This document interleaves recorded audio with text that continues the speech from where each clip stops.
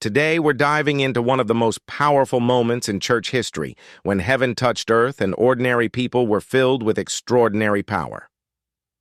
Let's explore Pentecost, what it meant, what it changed, and how it still impacts us today. Pentecost wasn't random. It was already a major Jewish feast celebrated 50 days after Passover, a harvest festival known as the Feast of First Fruits. But according to Jewish tradition, Pentecost was also the day God gave the law to Moses at Mount Sinai. So here's the parallel.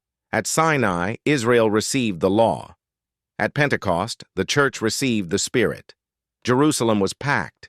Jews from every nation had gathered, and God used that moment to launch a message for the whole world. Acts chapter 2 tells us, "When the day of Pentecost had fully come, they were all with one accord in one place." They were doing exactly what Jesus had told them, waiting in unity, waiting in obedience, waiting in faith. Sometimes God's greatest moves start with simple obedience.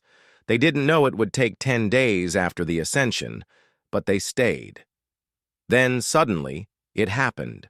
A sound from heaven, like a rushing mighty wind, filled the house. Tongues of fire appeared and rested on each of them, and they were all filled with the Holy Spirit.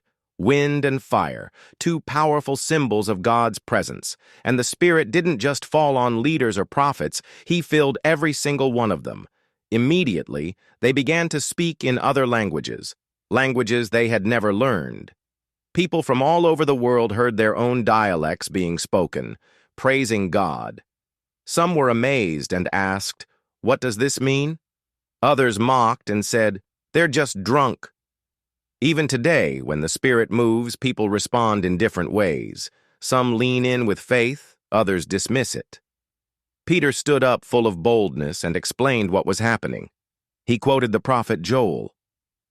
"In the last days, I will pour out my Spirit on all flesh."